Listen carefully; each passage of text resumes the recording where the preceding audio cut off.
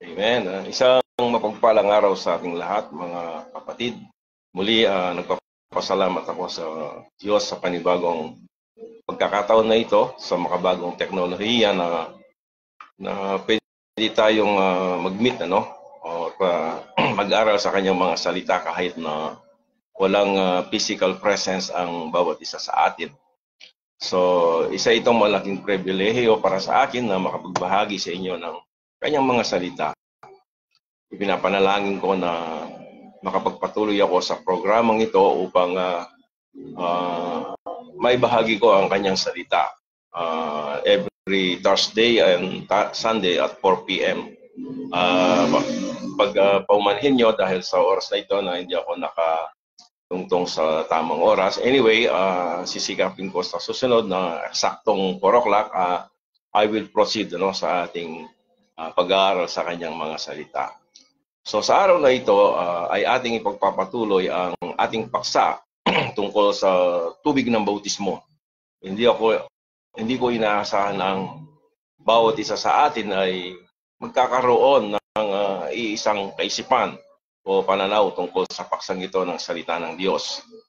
So, pero ito lamang ang nasisiguro ko sa inyo, mga kapatid, at mga kaibigan ko sa FB. Ang salita ng Diyos ay hindi ito magbabago. Ang kanyang kapahayagan at sinasabi sa kanyang pahina ay mananatili hanggang maging tama man o mali ang pananaw ng bawat bumabasa nito. Last time ating tinalakay kung ano ang ibig sabihin ng water baptism ni John. At ang dahilan kung bakit kailangan ganapin ito ayon sa mga kautusan. Ang sabi sa Matthew chapter 3, John was baptizing for the kingdom of heaven is at hand. So sa simula pa lamang ng pagkatawag ng Diyos kay Abraham, ipinangako na sa kanya na gagawing kingdom of priests ang kanyang lahi. Kung matatandaan ninyo sa ating mga topic previously, sila'y gagawing kingdom of priests ang kanyang lahi sa Exodus chapter 19 verse 6. Matutupad ito sa paghahari ni Kristo during the millennial kingdom.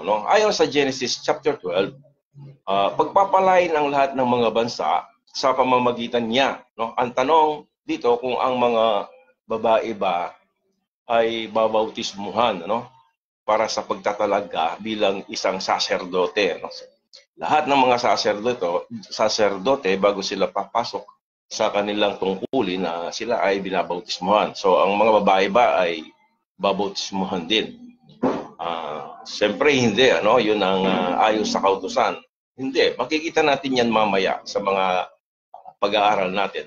So si John ay nagbabautismo sa mga Hudyo para sa isang pagtatalaga bilang isang saserdote. Ating napag-aralan sa nakaraan, ang bawat saserdote na papasok sa tungkulin sa tabernakulo, sila ay kailangang linisin sa pamamagitan ng paghuhugas sa tubig.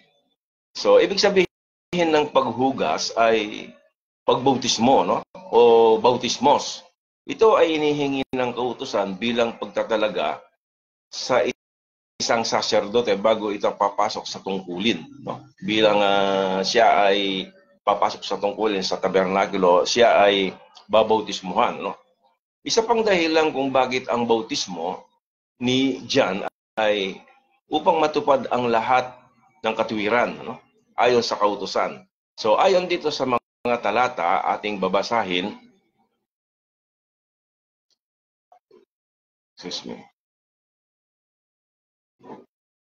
So ayon sa mga talata sa chapter 3 verses 13 to 15, verse 13, Then cometh Jesus from Galilee to Jordan unto John to baptize of him. But John forbade him, saying, I have need to be baptized of thee, and comest thou to me? So, and verse 15, And Jesus answering and said unto him, Suffer it to be so now, sabi niya, for thus it becometh us to fulfill all the righteousness. Then he suffered him. So, ano bang ibig sabihin ng to fulfill all righteousness? Mayroong verse sa sulat ni Pablo na pwede nating basihan, ano, tungkol dito sa to fulfill all righteousness.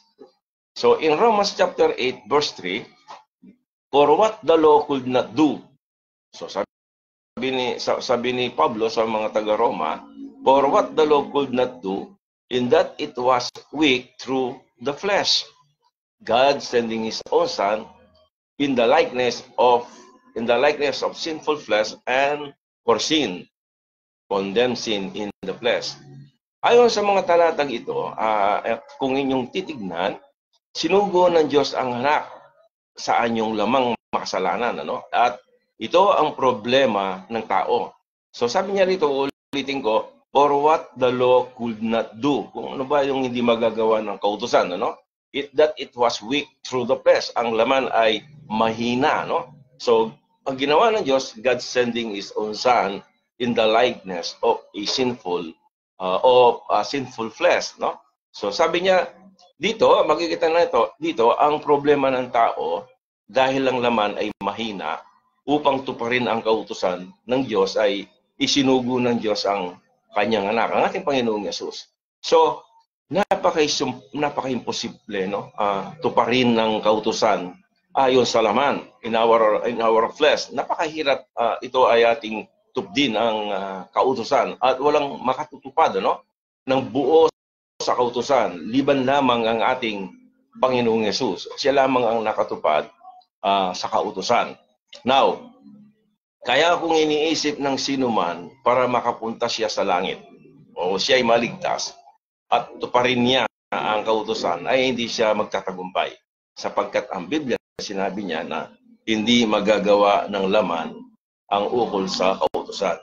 Kaya ang dahilan, kaya bumaba ang ating Panginoong Yesus to fulfill the law of all righteousness, no?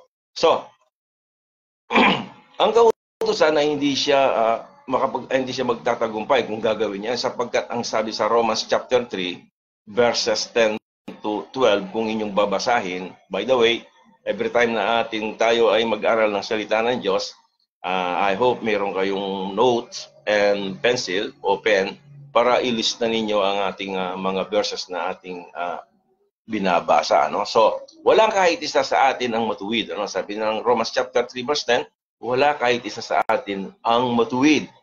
Walang nakakaunawa, walang umahanap sa Diyos. Mantakin mo, walang umahanap sa Diyos. Lahat ng tao, no? So, lahat ng tao ay lumihis sa Diyos. Walang gumagawa ng mabuti kahit isa, no?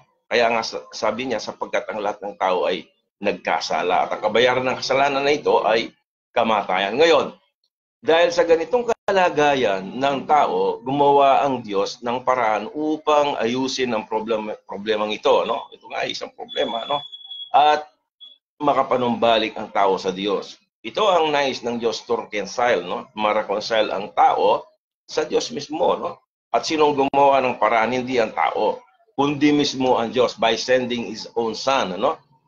Sabi dun sa talata ating nabasa kanina, no? Dahil ang tao ay mahina sa laman, hindi niya kayang tupdin ang kautusan, ano? So ang Panginoong Yesus, pinulfill niya ang lahat ng naaayon sa kautusan.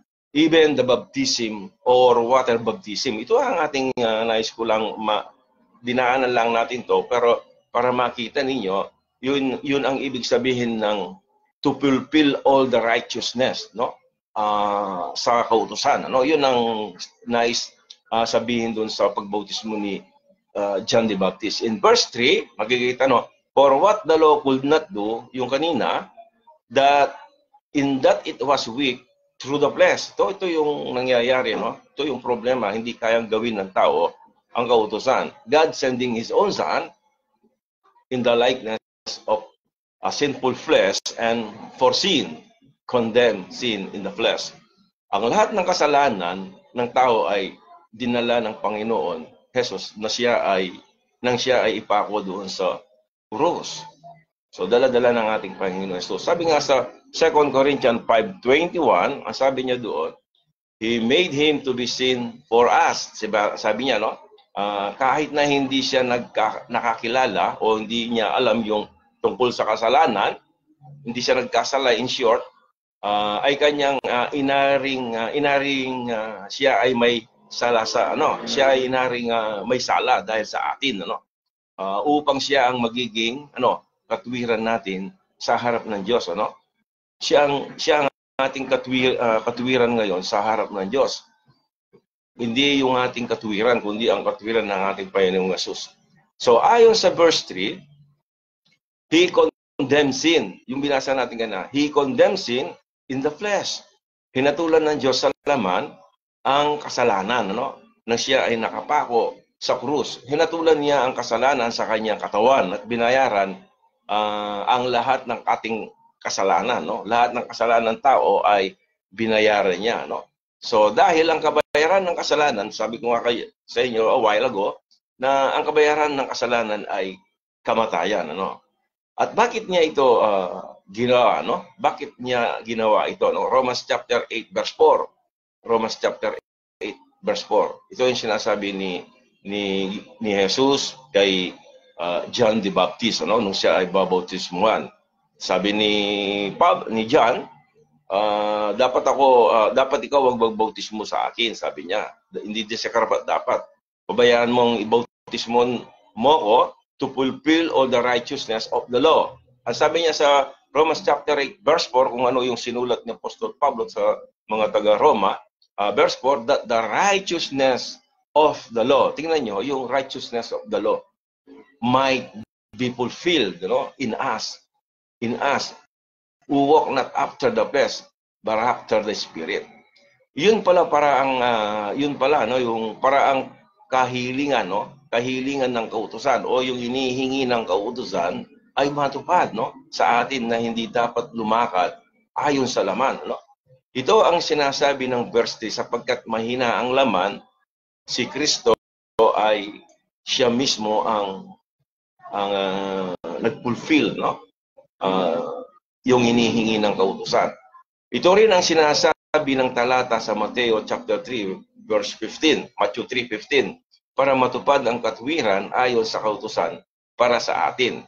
So ang problema ng maraming Kristiyano, ngayon makikita natin nowadays, ang problema ng maraming Kristiyano ngayon ay sa kabila ng biyaya ng Diyos sa atin, hindi natin namamalayan na inilalagay natin ang ating sarili sa ilalim ng kautusan.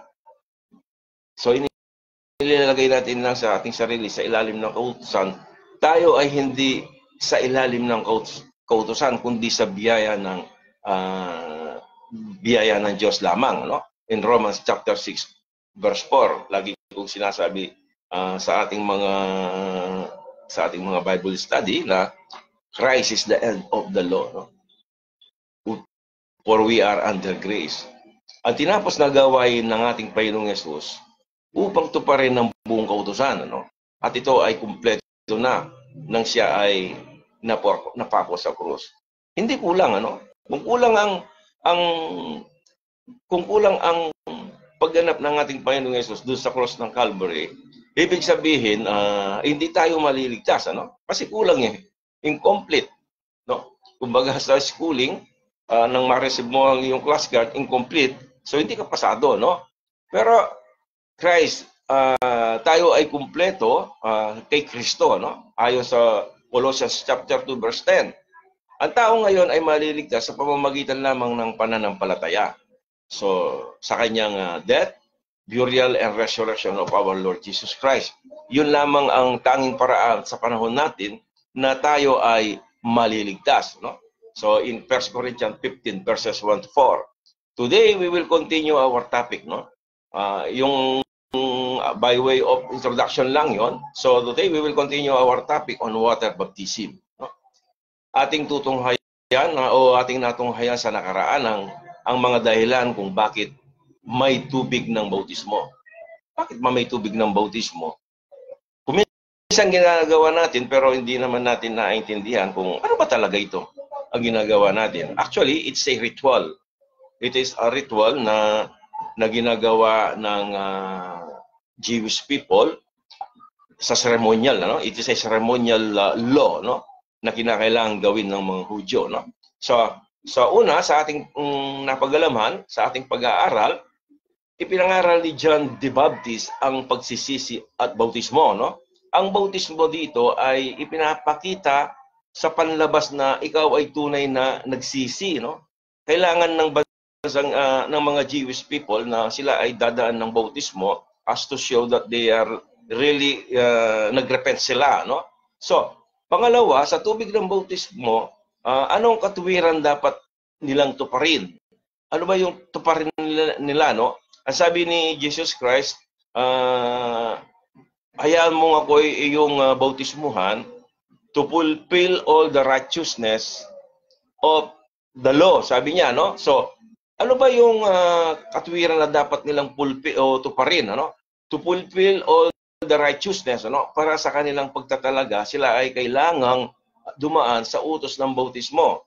Napakahalaga pala sa kanila itong Jewish people na bago sila pumasok sa tungkulin nila bilang isang saserdote ay kailangan silang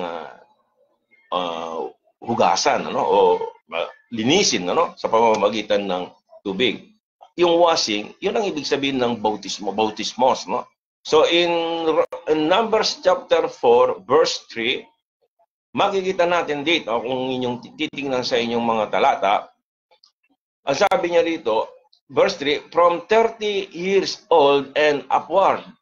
So, ibig sabihin, from 30 years old upward, even until 50 years old, all that enter into the host to do the work in the tabernacle of the congregation. So, kailangan silang, ang tawag ito, sila kailangan nilang yung lahat ng papasok dun sa congregation o yung sa tabernacle of the congregation, no? In verse 23, ang sabi niya rito, from 30 years old and upward until 50 years old, that sabi niya, shalt thou number them, all that enter into all that enter into perform the service to do the work in the tabernacle of the congregation.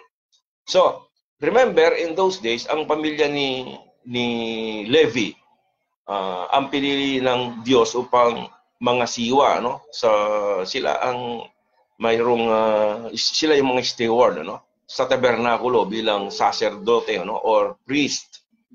Bago sila papasok sa kanilang tungkulin, as I said while ago, sila ay itatalaga, no? Sila ay dadaan sa bautismo, pagbabautismo sa tubig.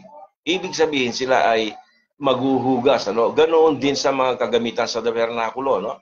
Ay kailangang ding dumaan sa paghuhugas. O, ang term ng paghuhugas, which is yung washing, ito ay bautismos. Bago ito gagamitin, no? Sa lahat ng kailangan sa loob ng tabernakulo, no? So, in verse 39, from 30 years old and upward, even unto 50 years old, everyone that entereth into the service for the work in the tabernacle of the congregation. Binasa ko lang yung verse 39, pero kung basahin nyo yung buong chapter, ito ay naglalaman ang tungkol sa paghuhugas, ano? Lahat ng mga bagay na papasok sa tabernacle, ano? Lahat ng mga may tungkulin, ano? Sa tabernakulo, no? Kailangan sila tawag ito, lilinisin or ang tawag dito, yung i-dedicate nila, no? Lahat ng mga talata na ating nabasa ay may kaugnayan sa pagtatalaga, no? Kailangan nilang italaga, no? So, kung titingnan ninyo yung mga binasa nating talata, sila ay nagtatalaga sa tao ng mga lalaki ng 30 years old upward. Hindi kukulang sa 30 years old. So, bago sila pumapasok sa isang gawain, no? Kailangan 30 years old na siya, no? Sa tabernakulo bilang isang saserdote. Ang mga taong itinatalaga para sa gawain bilang saserdote ay sila lamang ang pwedeng gumawa sa tabernakulo. At ang taong ito dapat lalaki, ano? At hindi babae. Wala kang makikita na priest na sila ay babae. Sila yung mga lalaki, no? At kaya nga walang babae na itinatalaga bilang saserdote. Even in Israel, search nyo at makikita ninyo, they are conformed na lahat ng mga saserdote o priest, lalaki, no? So sila ay babautismuhan, ano, o lilinisin at itatalaga sa tabernakulo in the temple, pag edad na 30 years old na siya. Na? Notice even our Lord Jesus Christ. Pansinin ninyo, He was baptized, no, at 30 years old bilang pagtatalaga sa kanyang tungkulin as a priest. As a priest. Remember, no? Tatlo ang office, no? Yung office work ng ating Panginoong Yesus as an identification sa kanya, no? Bilang isang propeta, no? Pangalawa, pari o priest. At ang ikatlo, yung hari. He will become a king, no? In the millennial kingdom, no? So Christ was baptized to fulfill all the righteousness, according to the law, no? To the law. Yun ang hinihingi ng kautusan. Kailangan yung baptism, no? Sa Israel. Even ang ating Panginoong Yesus to fulfill all righteousness according to the law. So kay inihingi ng kautusan na siya ay kailangang mabautismo, no? So the third reason, meron tayong first and second, and this third reason kung bakit nagbabautismo si John the Baptist, mababasa natin sa John chapter 1 verses 30 to 31. In verse 30, this is he of whom I said, sabi ni John the Baptist, after me cometh a man which is preferred before me, for he was before me. So lumalabas dito yung eternality ng ating Panginoong Yesus, no? Si John ang nagsasalita rito at inalalarawan niya si Jesus. Inilalarawan niya, no? So 31, and I knew him not. Hindi ko siya kilala, sabi ni John the Baptist, but that he should be made manifest to Israel. Sinong imamanifest sa Israel? Jesus Christ. Therefore am I come baptizing with water. So may kaugnayan ang baptism para ipakilala, no? I-identify ang ating Panginoong Yesus. Ito ang dahilan kaya siya nagpabautisma, that Christ should manifest, to Israel, upang ipakilala sa bansang Israel na siya ang ipinangakong hari, Siya ang ipinangakong hari. At kung makikita ninyo doon sa John chapter 1 verse 29, even sa siya ang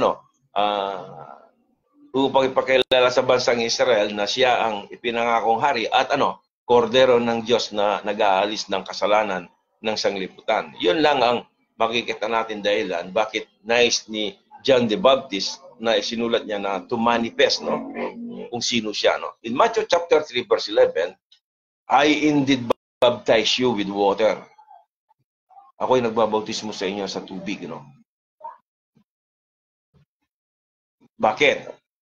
Unto repentance, But he that cometh after me is mightier than I, whose shoes I am not worthy, to bear. He shall baptize you with the Holy Ghost and with fire. Ang bautismo sa tubig ay pagpapakita, Tandaan natin, ito ay pagpapakita sa panlabas na mayroong nangyari sa ating loob, So, pero take note, wala itong kaugnayan, sa death, burial, and resurrection of our Lord Jesus Christ. Mabuhay pa ating Panginoong Yesus, yun ang ginagawa niya, Walang kaugnayan sa death, burial, and resurrection of our Lord Jesus Christ. Ang bautismos, ito, ito sa kanila ay isa ring tanda na sila ay nagsisisi, O nagsisi, Pagka nagbautismo sila ay ipinapakita na sila ay nagsisi, This term water baptism is applied to Israel only, Dahil ito ang programang para sa kanila, Ito yung programa and not for the body of Christ. Hindi programa sa atin yun, yung water baptism, So dahil hindi tayo sa ilalim ng kautusan, ang hinihingi ng kautusan is kailangan silang dumaan sa isang paghuhugas, ano? O ibig sabihin yung bautismos o water baptism, ano? Napakahalaga in rightly dividing the word of truth ay makita yung instruction, ano, pertaining for the kingdom program and the mystery program. Itong dalawang entity na to ay magkahiwalay, ano, yung kingdom program and the mystery program. Ito ay simpleng katotohanan na dapat makita ng isang Bible student. Ikaw, ako, lahat tayo, no, na bumubukas, tayong mga Kristiyano, no, nagbubukas ng salita ng Diyos at may pagnanais na tayo ay matuto. Ang tawag ko dito, they are all Bible students, no? Lahat tayo ay Bible students, no? So kinakailangan sa isang Bible student ay kailangan niyang makita yung distinction between the mystery program and the kingdom program. So sa kanyang pag-aaral ng salita ng katotohanan, dapat makita ito. So nakita natin ang tubig ng bautismo. Huwag ko nang bigyan ng detailed. Kung gusto nyong makita yung mga detailed na yan ay sa ating God's Timeline. Meron akong God's Timeline na inyo itong pwedeng sundan at mapanood, ano? So nakita natin ng tubig ng bautismo ay mahalaga sa bansang Israel bilang pag-uumpisa sa pagpasok sa paghahari ni Kristo. Actually, during those days, nang mangaral si John the Baptist at ang ating Panginoong Yesus, ang kanilang ipinapangaral yung gospel of the kingdom, na siya ay maghahari. Pero ito'y na-postpone, no? Na-postpone ito. So, sa panahon ngayon, hindi tayo naghahanda to become a kingdom priest. Hindi tayo kingdom priest. Ang kingdom priest, ito yung mga makakasama ng ating Panginoong Yesus. Ito yung mga Jewish believers, no? Sila ang makakasama ni Jesus during His millennial kingdom. Dahil wala itong kaugnayan sa body of Christ. Ang Israel lamang ang binigyan ng pangako upang sila ay maging isang kaharian ng mga sacerdote, o ibig sabihin kingdom priest. Tingnan natin sa Mark chapter 16. Sa kingdom program, titignan natin kung gaano kahalaga ang tubig ng bautismo. Huwag tayong malito, no? Yung kingdom program at saka yung mystery program, magkaiba. Mamaya bibigyan natin ng konting detalye, no? Para kung hindi pa ninyo ito nakita o nasundan sa ating pag-aaral, para makita ninyo kung ano ba yung distinction ng kingdom program tsaka mystery program. So sa kingdom program, titignan natin kung gaano kahalaga ang tubig ng bautismo.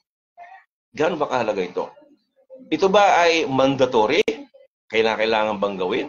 At kung sakaling hindi ka nagpabautismo, no? During those days, sa panahon ng ating Panginoong Yesus, nung ipinangangaral ni John the Baptist ng ating Panginoong Yesus, kung hindi ka nagpabautismo, ano ang mangyayari sa iyo?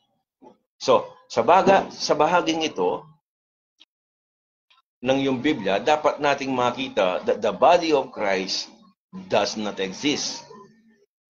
Dapat mong makita na ang body of Christ during those days ay wala pa. Ito ay isang katotohanan na nawawala sa panahon natin ngayon, no? Kahit nasa liwanag ng banal ng kasulatan, ano, ay hindi nakikita ito. Sa totoo lang, tagal ko nang mananampalataya since 1985. Nagbubukas na ako ng salita ng Diyos, pero hindi ko nakita ang bagay na ito, no?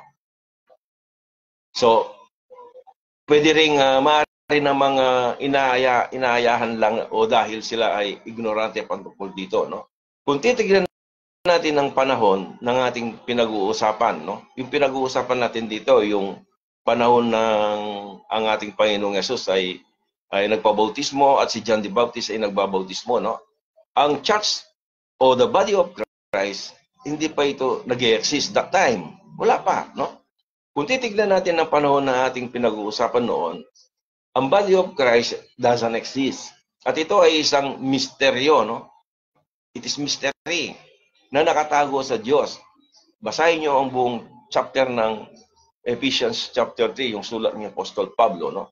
And it was only first revealed, no, to Paul later, pagkatapos na siya ay maligtas. What is later? Ibig sabihin, hindi naman kagad-agad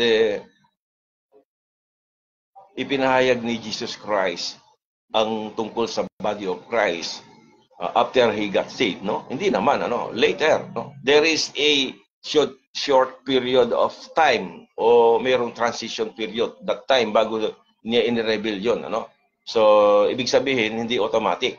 Ito rin ang panahon ng sinugo niya ang 12 disciples. During those days na nagbabautismo, na inutos ni Jesus Christ yung kanyang mga disciples at hinabilin sa kanila na huwag pupunta sa mga hentil. Matthew chapter 10 verse 5. Basahin niyo 'yon, Matthew chapter 10 verse 5. Inutos niya ang kanyang 12 alagad na hindi sila pupunta sa mga hentil. So ito ang dahilan kung bakit ibang programa ang ating pinag-uusapan sa panahon na sila ay ginagamit nila itong water baptism, no?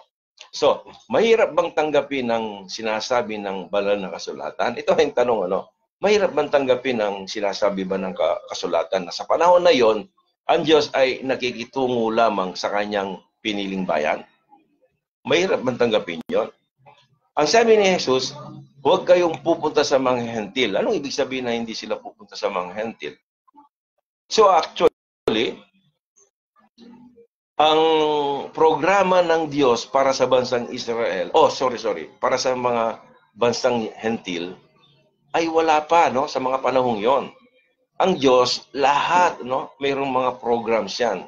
Yung plan and purpose ng Diyos, since from the beginning of creation till the fullness of time, mayroong plano ang Diyos sa bawat tao, So, during those days na ang Diyos ay nangaral si John the Baptist at ang Panginoong Yesus para sa mga Jewish people, Jewish people only.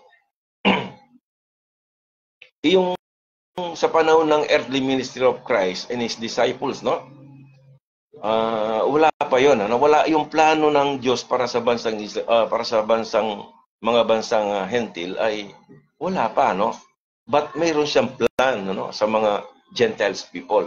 Bakit pinipilit nating agawin, ngayon? Bakit natin pinipilit agawin, ang programang ito na para lamang sa Israel? Ito ay para lamang sa Israel. Ngayon, titingnan natin kung gaano kahalaga, Gaano ba kahalaga para sa bansang Israel ang tubig ng bautismo para sa kanila, In Mark chapter 16 verses 15 to 16, tignan ninyo ang inyong Biblia sa Mark 16 verse 15. And he said unto them, sinong unto them? Yung mga Jewish people, nandun sa nakapaligid sa ating Panginoong Yesus. Ito yung instruction. Go ye, even yung them sa mga kanyang mga disciples, Go ye into all the world and preach the gospel to every creature, To every creature. Ano ba ang ebanghelyo? Ano ba sabi niya? And preach the gospel. Ano ba yung ebanghelyo na kailangan nilang ibahagi, Ito ang ebanghelyong ito na natutunan nila sa ating Panginoong Yesus. There is a gospel nung siya ay nasa earthly ministry si Jesus Christ. Ibinigay sa kanila yung gospel, So, ano ba yung gospel nito? Ito yung gospel of the kingdom. Ito yung pinapahanda sila na dahil ang paghahari ni Jesus ay malapit na. So, maganda kayo. Sabi nga ni John the Baptist, repent, sabi niya, and be baptized, for the kingdom of heaven is at hand. Iyon ang kanilang gospel, Mag-prepare sila sapagkat ang paghahari ni Kristo ay malapit na. Now, in verse 16, he that believeth, Saan? He that believeth. Saan sila maniniwala? What to believe? The gospel that they preach. Yung gospel na sinabi ni Jesus sa kanila, na dapat nilang paniwalaan. And is baptized. Sabi niya, and is baptized. He that believeth and is baptized, sabi niya, shall be saved. Ganun ba kahalaga ang baptism, water baptism sa kanila? Ang water baptism at ang pananampalataya sa bansang Israel ay magkasama yon, ano? Hindi pwedeng paghiwalayin yon. Ang baptism sa kanila ay isang, ang sabi niya, ay nakaliligtas para sa kanila and shall be saved. But he that believeth not shall be damned. So, ibig sabihin ng sumampalataya at nagpabautismo ay maliligtas. Ano? Ibig sabihin, ito ay kailangan and it is mandatory para sa Israel. It is not debatable, no? Hindi na natin kailangan na sa debate ito, no? Kasi sinabi na ng Biblia he that is baptized he that believeth and baptized shall be saved. No? Ano ba yun? Hindi na kailangan pag-awayan o hindi na kailangan i-debate ito, no? It must be obeyed, no? Bakit? Dahil yun ang hinihingi ng kautusan para sa kanila, no? Ang ibig sabihin ng shall be saved para sa kanila ay kailangan mong manampalataya at magpabautismo ka, no? So, ito ba ang ebanghelyo? Ngayon, ang tanong ko, ito ba yung ebanghelyo para sa ating panahon ngayon? Kailangan mong magbautismo o kailangan mong manampalataya at magpabautismo upang ikaw ay maligtas? Ang aking natutunan tungkol sa baptism, water baptism, since na ako ay makakilala kay Lord in year 1985, kailangan mo lang manampalataya, hindi ang baptism. Pero sa bansang Israel, ito ay kailangan mong mabautismo. No? Pero sa atin, hindi na kailangan, ano? Hindi kailangan yung, sabi nila, hindi nakaliligtas. Pero ang sabi niya rito, kailangan mong gawin. Bakit? Sa bansang Israel, no? Ngayon, in order to believe, sa panahon natin ngayon, in order to be saved, believe in the death, burial, and resurrection of our Lord Jesus Christ. Kahit sino pa kahit sino kahit sino pa, ano? Dito, it is a non-denominational. Kung sino man ang taong nanampalataya sa ating Panginoon sa kanyang death, burial, and resurrection. Kahit saan naman, di ba? Sila ay kiniklaim nila ang ating Panginoon Jesus. Siya ang ating Savior. Naniniwala sila sa kanyang death, burial, and resurrection.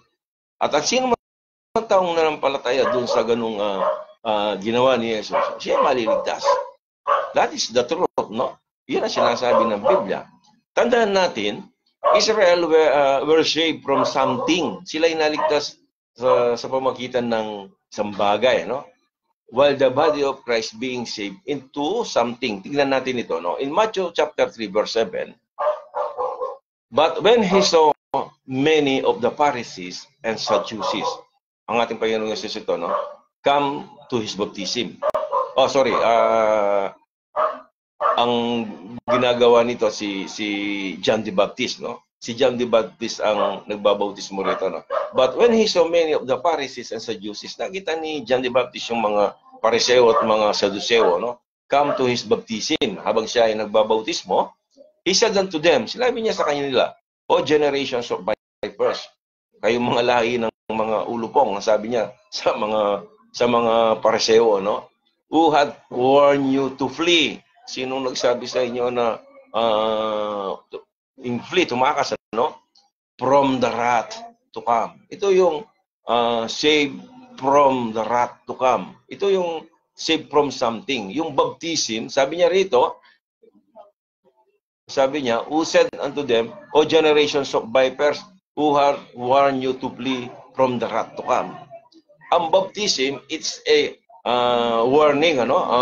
Para hindi sila tutungo sa galit ng Diyos, ano? Nakita natin sa mga previous verses na ang mga leaders at ang nakararami, no, sa bansang Israel ay hindi sila sumunod sa requirements na ito, no, yung water baptism. Yung mga Pharisee, no, yung mga Sadducee na yon, sila yung hindi sumusunod sa water baptism. Ano bang nangyari? Instead, pinatay nila si Jesus and the Lord give them extension of mercy. Alam ba ninyo yon? Na nang siya ay pinatay sa krus, binigyan sila ng extension of mercy. This extension of mercy ay makikita sa parabola, no, of the fig tree. Kung babasahin niyo yung search niyo yung fig tree, basahin niyo doon.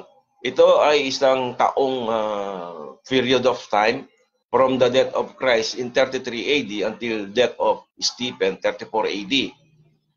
May detalye din tayo sa topic na ito kung titingnan niyo yung ating subject sa God's timeline, no? Sa aking mga previous na messages about God's timeline, makikita niyo doon. Nang si Jesus ay nasa ibabaw o sa itaas ng krus, nanalangin sa Ama, no? Natatandaan ba ninyo yon? Usually ito ay ginagamit natin yung sabi natin yung 7 last words. Isa sa mga sinabi niya doon, Ama, patawarin mo sila sapagkat hindi nila alam ang kanilang ginagawa. So it's a prayer, no? So after his death, binigyan sila ng extension, no? Yun ang tinatawag nating extension of mercy of God to them, no? Binigyan sila ng extension of mercy. And yet, hindi sila nagsisi. Ang tinutukoy ko yung bansang Israel, hindi sila nagsisi. And continuously resisting the Holy Spirit, ano? And stoned Stephen unto death. Makikita ninyo sa Acts chapter 7, verse 51. Sila ay lumalaban o nagre-resist sila sa santong with the Holy Ghost, ano? Ano nangyari? The kingdom program for them, yung kingdom program was postponed. So, yung kingdom program na ito na dapat maghahari na si Jesus sa kanila, hanggang sa ibinigay na extension of mercy ng ating Panginoong Jesus sa kanila, hindi pa rin nila tinanggap, ano? Maging ang Holy Ghost ay kanilang nilapastangan, ano? They resist Him, no? At ano ang nangyari? Ang ipinangakong programa para sa kanila, which is the kingdom program, ay pansamantalang natigil, ano? Na-postpone. At hindi nagtagal sa panahon na yon, nang ito ay na-postpone, na dapat maghari na si Jesus during those days, even in the time of Stephen na hinihintay na bababa ang Panginoong Jesus, hindi, no? Hindi nangyari, no? So, anong nangyari? Hindi nagtagal, God saved Saul, no? Ang pangalan ni Pablo noon, ang pangalan niya is Saul. So later became Paul, no? And Christ revealed to him the mystery that was hid from God. Ito ay nakatago sa Diyos since the world began. This is the dispensation of the grace of God between the Jews and the Gentiles. Ano bang ibig sabihin nito? Para magkaroon tayo ng konting pagkaunawa. Yung mystery program na yon, referring to the body of Christ, ano? Yun ang mystery program between the Jews and the Gentiles. Yung mga Jews and Gentiles, hindi nagsasama yan. Hindi sila pwedeng magsama. So, nagsama lang sila nung ang Diyos ay ipinahayag ni Jesus Christ kay Pablo ang isang bagong dispensation, which is the dispensation of the grace of God. Wala nang ang tinatawag nito na wala na silang pagitan sa kanila, no? May namamagitan sa Jews and Gentiles na sila ay laging nag-aaway. Hindi pwedeng magsama. So, inalis ng Diyos yun, no? Yung tinatawag nating middle wall, no? Merong wall of partition between to them. So, nung tinanggal ng Diyos yun, nung ipinahayag ni Jesus Christ kay Pablo yung fellowship of the mystery, yun ang mystery program. Ano bang ibig sabihin ng fellowship of the mystery? Yung fellowship of the mystery between the Jews and the Gentiles ay pwede na silang magsama, no? There is no difference between the Jews and the Gentiles. So pwede na silang magsama. Ito yung time na yung bagong dispensation of the grace of God between the Jews and the Gentiles. Pagkatapos nito, mangyayari, so ibig sabihin, nung ang body of Christ ay nabuo, at ito ay mangyayari hanggang sa pagdating muli ng ating Panginoong Hesus, no? At kukunin niya yung kanyang katawan, no? O kanyang body, no? Pagkatapos nito, kukunin ng Panginoon ng kanyang body, no? So gusto kong makita natin kung ano ang mangyayari ayon sa 1 Peter chapter 3 verse 20.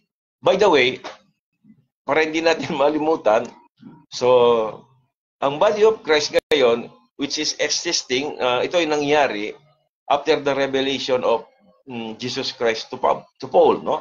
Pagkatapos na pending, no? Pagkatapos na postpone, no, ang layunin ng Diyos para sa bansang Israel, pasamantalang naputol. So ngayon ang pangyayaring pagpapahayag ni Jesus Christ kay Paul, yung body of Christ, hanggang ngayon nangyayari ngayon hanggang sa siya ay babalik ang ating Panginoong Hesus, no? So titingnan natin yung 1 Peter chapter 3 verse 20, no? In verse 20, which sometimes were disobedient when the long suffering of God waited in the days of Noah. Ito yung panahon ni Noah, no? Tingnan natin kung ano ang tinutukoy ni Peter about baptism, kung paano natin i-relate sa panahon ni Noah, at ito yung sinabi ni Pedro, no? While the ark was a preparing, wherein few, sabi niya, habang ito ay prepare, ginagawa, no? Wherein few. Ibig sabihin, nung ginagawa ni Noah yung ark, no? Wherein few, that is, 8 souls were saved by water. Kung natatandaan ninyo na ginagawa ni Noah ang ark, siguro pinagkatawanan sa panahon na yun, no? Dahil habang ginagawa niya ito, ang sabi nga ng Bible, walang signs of rain, no? Walang signs of siyempre mainit ang panahon at for how many years na ginawa ni Noah ito, no? Kasama ng kanyang pamilya, no? So, that is 8 souls were saved by water, no? So, by the way, gusto kong makita ninyo ito. Ang sulat ni Pedro, ito ay tumutukoy sa Israel, na nagkalat sa iba't ibang bansa, no? Ibig sabihin, wala sila sa kanilang homeland. Kanino ba niya isinulat yung 1 Peter, 2 Peter, and 3 Peter? Iyon ay naka-address sa mga muntingkawan, yung mga Jewish believers, ano? Yung na-scattered abroad, no? One time i-discuss natin ito, no? Ilalagay ko bibigyan natin ng pansin ito, no? Pero hindi sa ngayon, no? The word is scattered abroad. Kung bubuksan niyo yung 1 Peter chapter 1 verse 1, ito yung mga scattered abroad. Sabi niya, sa mga scattered abroad. Kung kanino in-address ni Pedro ang sulat na ito. Si Peter, in-address niya ang kanyang sulat, yung 3 sulat, sa mga mananampalatayang Jewish believers scattered abroad, ano? So, tumutukoy lamang ito sa mga Hudyo at hindi sa mga Gentiles people, ano? Pwede nating itong talakayin, ano? Sinabi ko sa inyo sa mga sumusunod na araw. Pwede nating tignan ng sulat ni Pedro into 2 ways.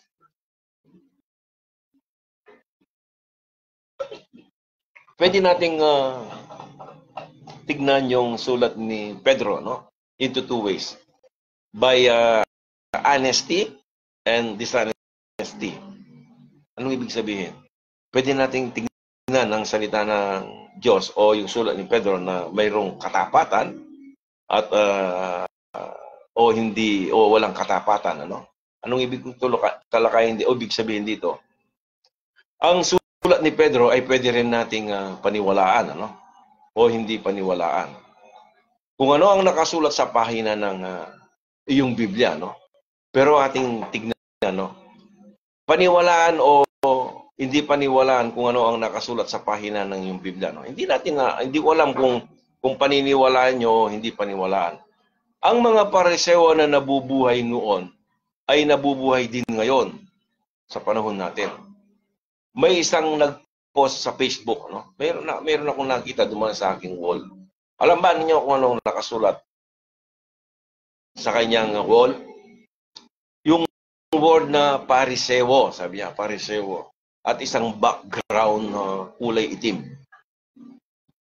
Hindi ko alam kung anong eksaktong saloobin ng nag-post. Kung ano ang nasa loob niya. No? Hindi ko alam kung ano yung, bakit niya ipinost yung pariseo, tapos yung background, kulay itim. Ang aking nakikita sa mga pariseo, ito yung nakikita ko sa mga Parisi. No? Sa panahon natin ngayon ay sila ang may nais ipasakop. No? Sila yung mga taong nais ipasakop sa ilalim ng kautusan ang mga tao sa panahon natin ngayon. Actually sila, yung mga Parisi, nais nilang ipasakop yung mga tao sa ilalim ng kautusan. At sila mismo ay hindi tinutupad, ano? Ang hinihingi ng kautusan. Hindi ba ito ang tawag sa mga mapagpaimbabaw? Bibigyan ko kayo na sample na. Tinalakay ko last time yung tithing in scripture. Ang tithing, maraming klase, no? Pag sinabi niya, konting-konti lang, ano, para medyo mahaba-haba pa ng konti itong tatalakay natin. Pag sinabi nating tithes with S sa Malakay 3:10, maraming klaseng tithe without S, maraming klaseng tithe. So, ibig sabihin, ang naririnig ko at nakagisnang kong aral, there is only one kind of tithe. Pero marami yun. 3 klase, no? Pero hindi natin ginagawa. Hindi natin tinuturo. Kung gusto mong gawin yung kautusan, well, ipangaral mo at gawin mo, no? Kaya sinasabi ko sa iyo, maraming mga Pharisee in this present time na hindi sila mismo nais nilang ipatupad ang kautusan pero hindi nila ginagawa, no? So, pinipilit gawin ng isang bagay na kahit sinasabi na ng Biblia na imposibleng gawin, no?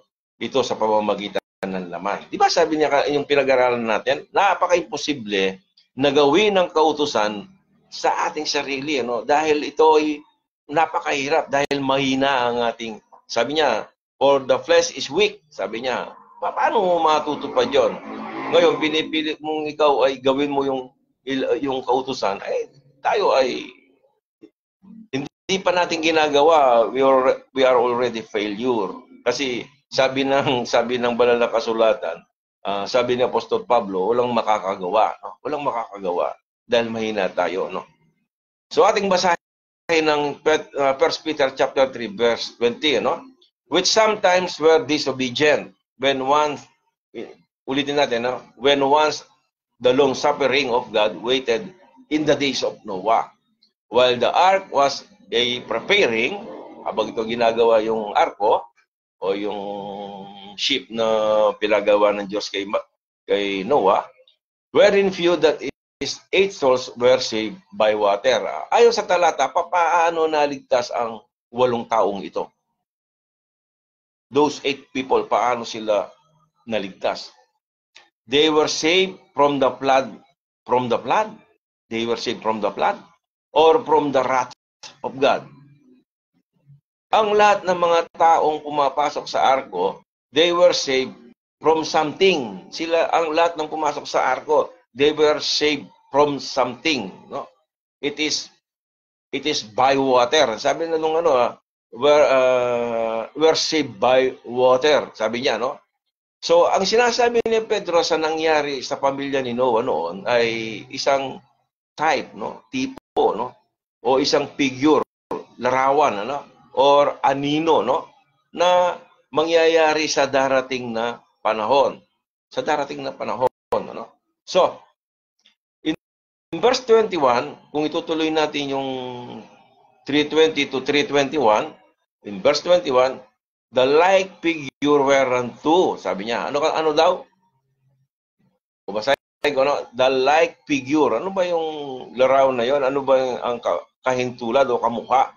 Whereunto even baptism, that also now save us. now save us. Not the putting away of the filth of the flesh. Ang sabi sa talata, ang kanilang pagkaligtas ay kahawig ng bautismo, no? Yung sa tubig. Ang sabi niya rito, the like figure whereunto even baptism. Ang kanilang pagkaligtas ay katulad ng ang bautismo, no? Ang sabi sa talata, ang kanilang pagkaligtas ay kahawig ng bautismo, no? Hindi sa pag-aalis ng karumihan ng laman, ano? Which is not applicable in this present dispensation. Hindi ito pwedeng i-apply sa ating panahon. Si Pedro ay nangungusap sa mga mananampalatayang Hudyo na nagkalat sa iba't ibang bansa, no? At hindi sa mga mananampalataya ngayon, ano? Hindi sa body of Christ. Kailanman hindi tayo maliligtas sa pamamagitan ng bautismo sa tubig. Kung iyong naaalala ang sinabi ni Pablo sa mga taga-Galatia, no? Kung naaalala ninyo, sa mga taga-Galatians, chapter 2, verses 8 and 9. Ano sabi doon? O simula sa 7. But contrariwise, when they saw the gospel of the uncircumcision. Ano yung gospel na yon? Gospel of uncircumcision was committed unto Paul. Kanino kinumit yung uncircumcision? Gospel of the uncircumcision. Committed unto me, ang sabi niya. Unto me. Si Paul yun. Ang tinatawag, yung word na, yung person in me, yun ay si Paul. As the gospel of the circumcision was to Peter. Merong distinction itong dalawa na to, no? May distinction itong may distinction ang dalawang ito na uncircumcision. Ito ay yung kay Pablo, no? And that is the mystery, no? And the circumcision kay Pedro, no? That is the kingdom program na ating tinutukoy kanina. So, kung ating itutuloy yung verse, sa verse 9, and when James, verse 9, and when James, Cephas, and John, who seemed to be pillars, no, perceived the grace that was given unto me, they gave to me, sabi niya, and Barnabas. Si Paul ang nagsasabi rito, no, that right hands of fellowship, that we should go unto the hidden Gentiles, yung hidden Gentiles, and they unto the circumcisions, yung mga circumcisions, yung Jew. Anong nice kong ipakita rito? O bakit ko binasa itong mga verses na ito? Si James, Cephas, and John, sila ay bahagi sa ministeryo ng pagtutuli. To the sila ay minister dun sa circumcision. Yung mga Jewish people, they are circumcised people. O sila yung iyon ang kanilang ministry, no? Iyon ang Israel. Subalit si Pablo, ang kanyang ministry ay sa mga hindi pagtutuli. Uncircumcised people. Sino ba ang mga yon? Yun ang mga Gentiles. Lagi kong sinasabi sa ating pag-aaral, laging isaalang-alang ang tamang paghati sa salita ng katotohanan. Mayroong katotohanan para sa atin, ano? At mayroon ding katotohanan para sa kanila. So merong ang katotohanan nito para sa kanila sa ang hindi tamang paghati sa salita ng Diyos, ang hindi tamang paghati sa salita ng katotohanan ay magdudulot ng pagkalito sa mga nag-aaral sa salita ng Diyos, ano? Tandaan natin, ang water baptism is very essential. Kailangan ito. Kanino? Sa Israel, ano? Sapagkat ito ay kanilang programa. Kailangan nila itong gawin para sila ay maligtas at makapasok during the reigning of Jesus Christ. Actually, lagi kong sinasabi ito, si Jesus Christ ay, nang siya ay dumating at ipinakakilala ni John the Baptist, prepared, no, for His kingdom. They are preparing for His kingdom. So bahagi ng kanilang ginagawa is repentance and baptism. Repentance and baptism. So pinapakilala si Jesus Christ as their King, pero hindi nila tinanggap. That is the kingdom program. So kinakailangan gawin ang inihingi ng kautusan. Ang kingdom program, kinakailangan nilang gawin yung ibinigay ng Diyos through Moses. Yun ang law, no? Yun ang law, kinakailangan nilang gawin. Lahat ng mga kautusan na dapat nilang gawin. Katulad nung bahagi ng pagtupad nila doon sa baptismo, kailangan nilang gawin yon dahil yun ang inihingi ng kautusan sa mga Israelita, no? Pero yung mga Gentiles people, hindi bahagi ng wala silang bahagi dito. Walang dealing ng Diyos that time ang Panginoon sa mga Jewish people. Actually, ang sabi ni Jesus Christ, huwag kayong pupunta sa mga yan, sa mga Gentiles. Punta ka lang kayo sa mga household of the sheep of house of Israel, no? Sa mga nawawalang tupa ng Israel, doon lang kayo pupunta, ang sabi ni Jesus Christ. Huwag kayong pumunta sa mga Gentiles. So, yun ang layunin ng Diyos, ano? Ang baptism sa kanila is to prepare them, no? To enter as a kingdom priest. Pero hindi nangyari yun, na-postpone. Dahil hindi resist nila ang Diyos. So, ang nangyari, there is kaya ako binabalikan para makita natin. There is a mystery hidden God. Yung isang dispensation, na pagkatapos na postpone yung kingdom program, na postpone lang temporarily, dumating yung body of Christ, no? Yun ang church, the body of Christ. Yung church, the body of Christ, it was hid since from the beginning of time. Hindi, maging yung mga propeta hindi nakita ito, no? Ito ay isang sikreto sa kanila. It was only revealed first nang si Pablo ay nakakilala, no, sa Panginoon. And Jesus Christ ipinahayag sa kanya. So, mare-resume yung kingdom program na yon. After Jesus Christ ay darating at kukunin niya yung body of Christ at magkakaroon ng 7 taong ito, makikita niyo sa mga Facebook, no? Yung 7 years tribulation, yun ang huling chastisement in Israel for 7 years. After that, yun ang 1,000 years. So, during those days, bago sila papasok sa kaharian, sila ay magpapabautismo. They will repent. Again, ipapahayag nila yung kingdom program, no? Ipapangaral nila yung kingdom program. So, tingnan natin yung Matthew chapter 28, verses 18 to 20. Ito, ang sabi nila, ito ay isang Great Commission, ano?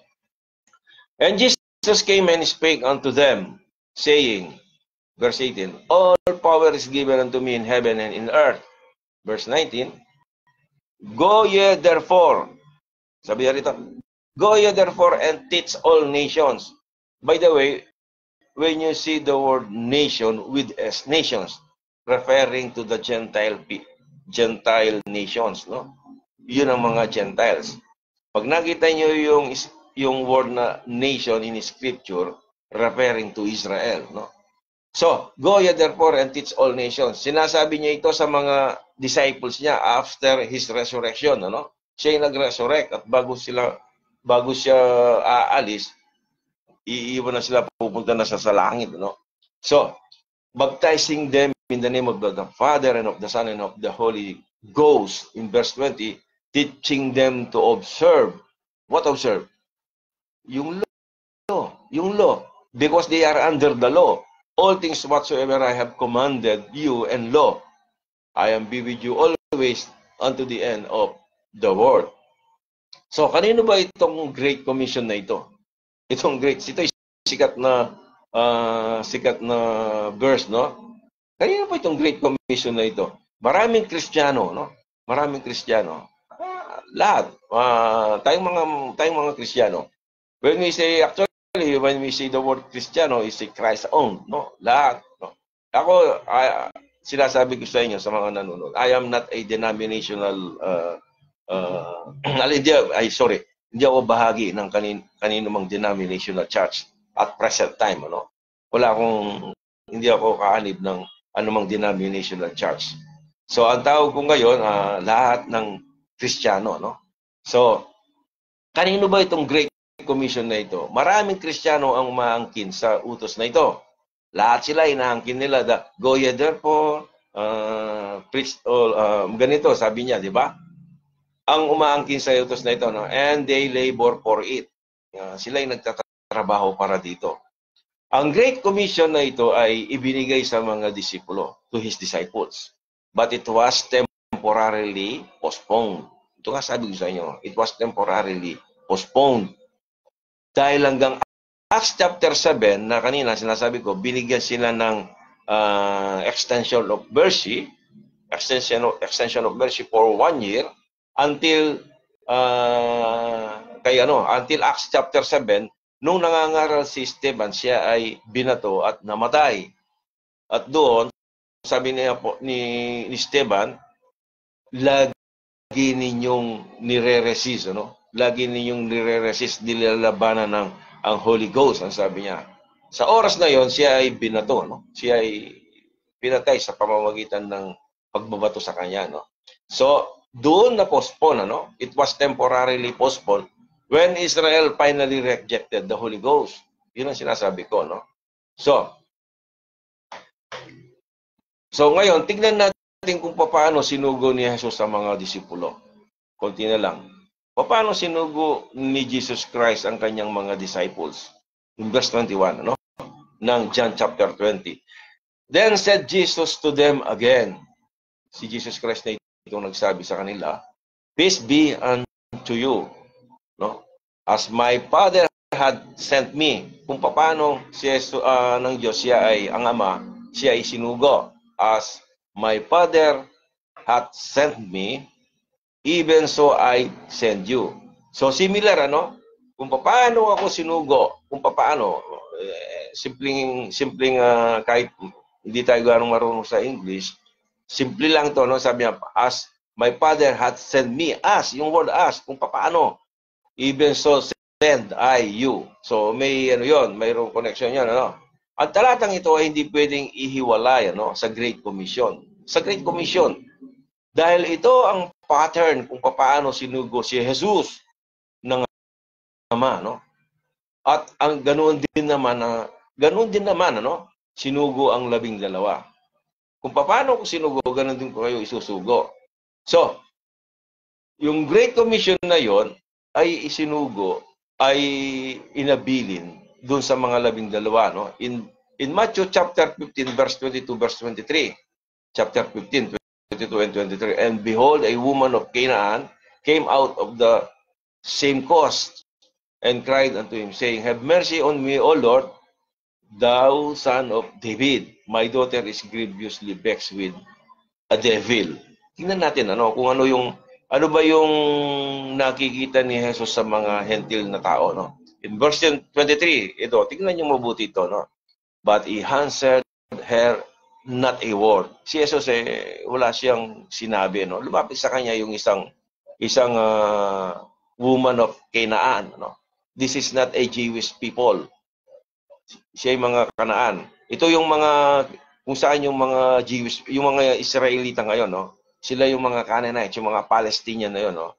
They belongs to the group of, ganun sila, no? So, but he answered her not a word. Walang hindi siya sumagot ang Panginoong Jesus, no? Kahit isa, no? And his disciples came and besought him. So, inaano ang Panginoong Jesus, no? Besought him, saying, send her away, sabi niya, for she cried after us.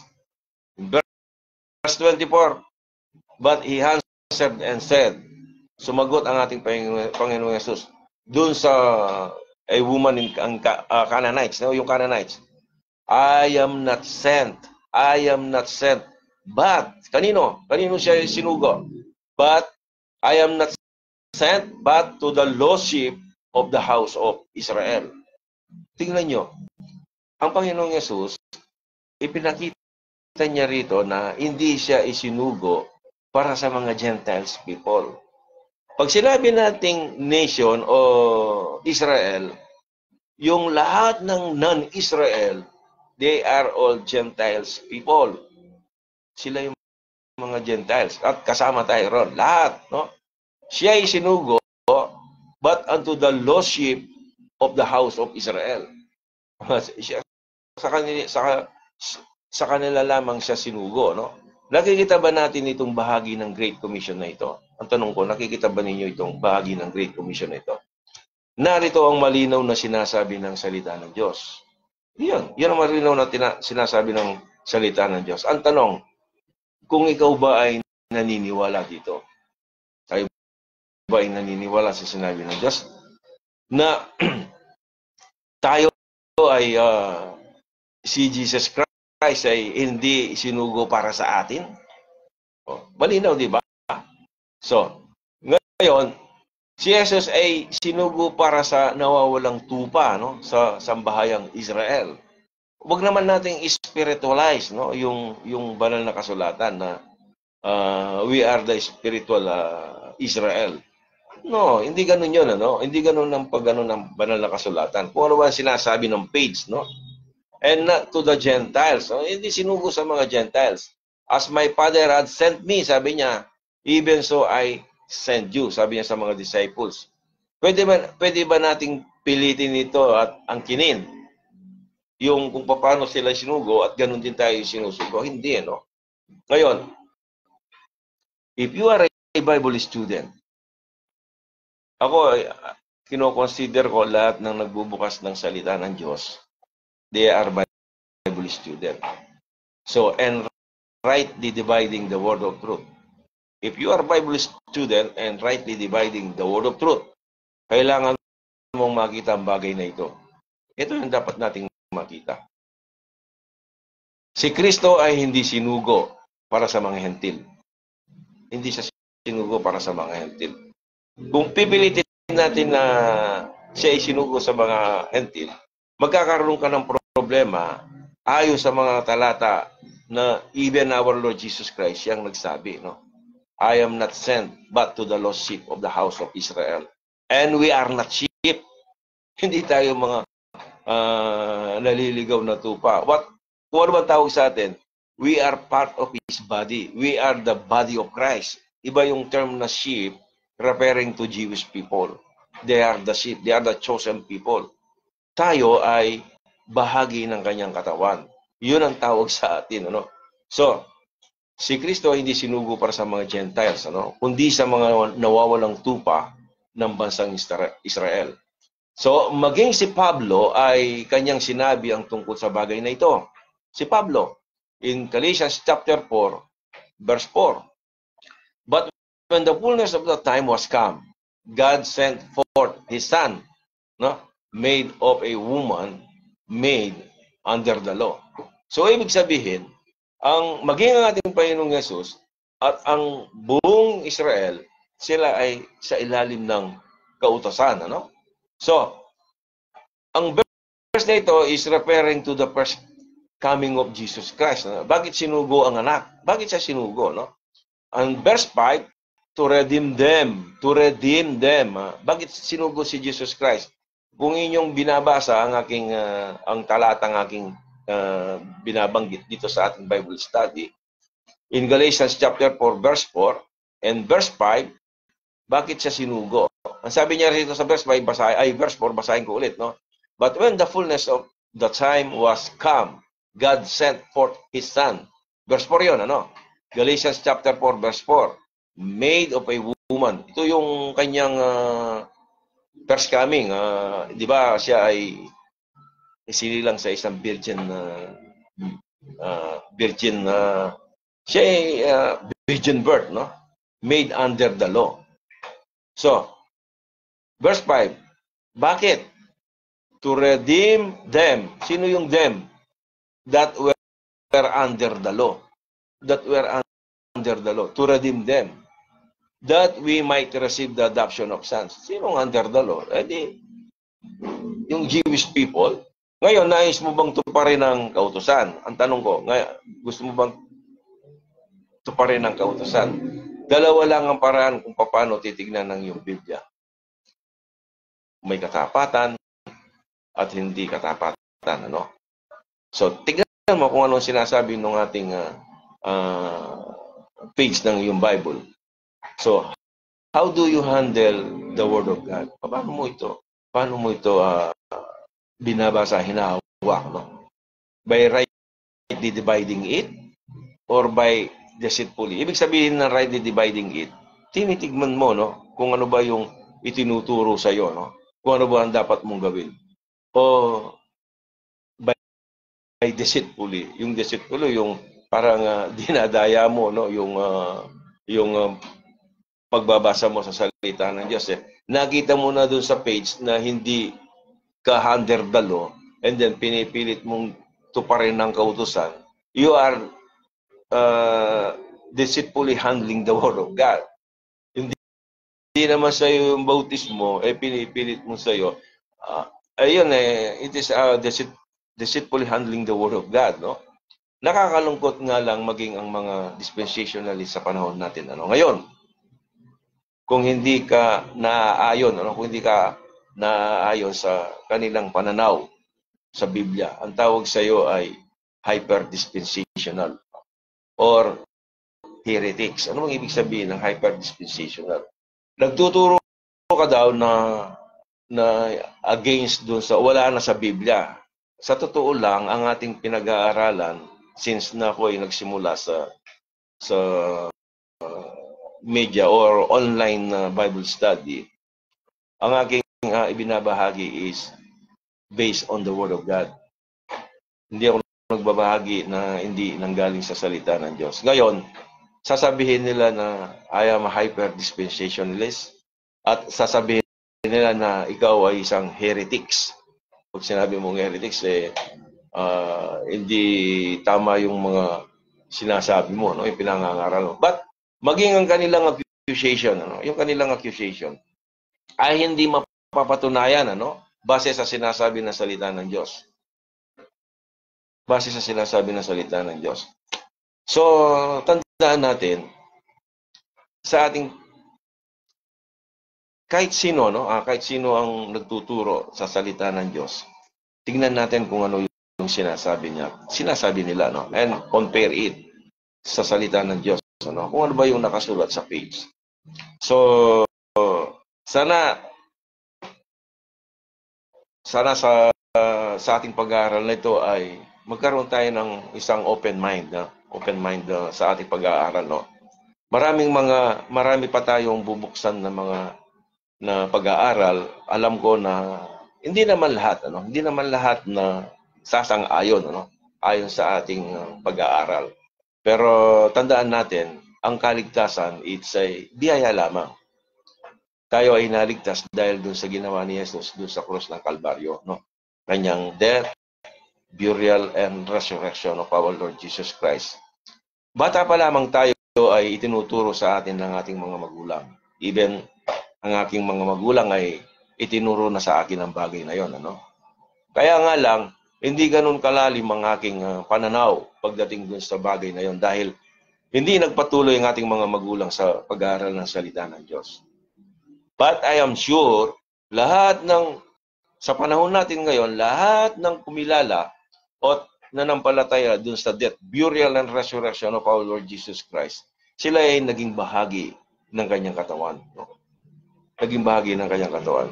Ang problema nga lang sa panahon natin ngayon, nagkaroon ng iba't ibang pananaw, Nagkaroon ng iba't ibang pananaw. Bakit? Bakit nagkaroon ng iba't ibang pananaw? Dahil sa tinatawag nating Christendom. Yung Christendom. Ibig sabihin ng Christendom, ito yung mga denominational churches na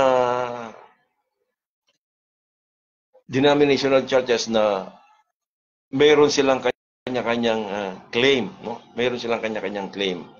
Nagkaroon ng pagbabago, Mayroon kanya-kanyang sariling doctrine, na kanya nilang tinanggap, This is a traditional doctrine. I mean, lahat ng mga denominational churches, meron silang tinatawag nilang doctrine na kanilang minana, na hanggang ngayon, yun ang kanilang itinuturo.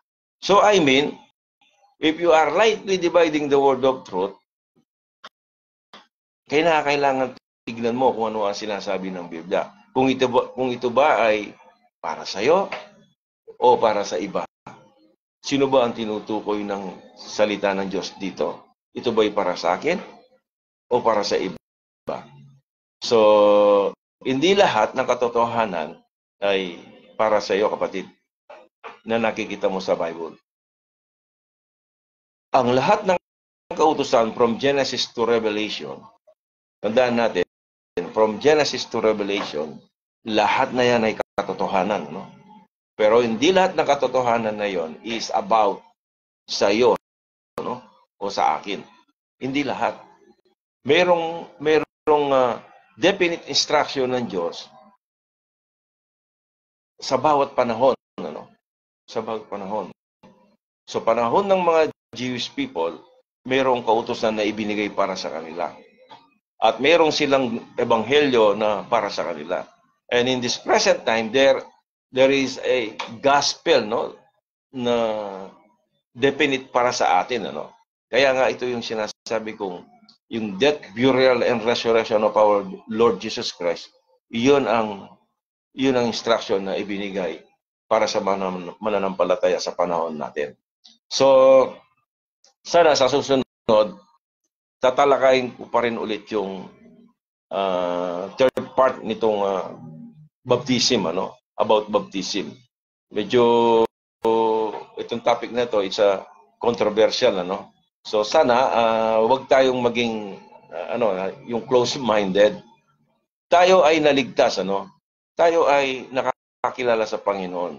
Hindi ibig sabihin na, sabi nga niya, study to show thyself approved unto God, a workman that needeth not to be ashamed, rightly dividing the word of truth. Tayo ay nag-aaral ng salita ng Diyos, nagpapatuloy upang tayo ay lumago, sa kaunawaan. Hindi yung natutunan mo na hanggang doon ka na lang, sasabihin mo, ay, dito ako.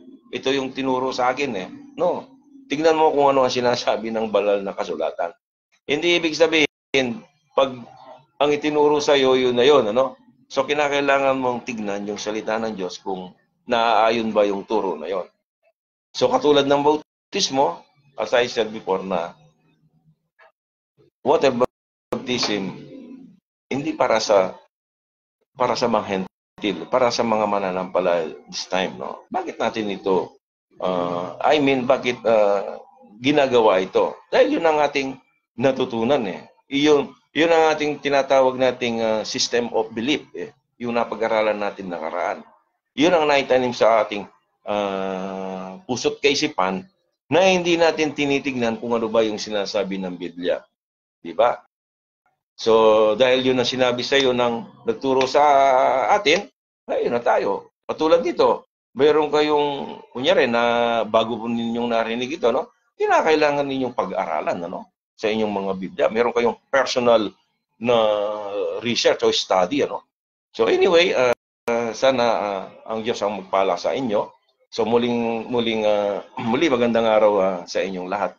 We will continue, sa yung last part, sa susunod na ating pagkikita.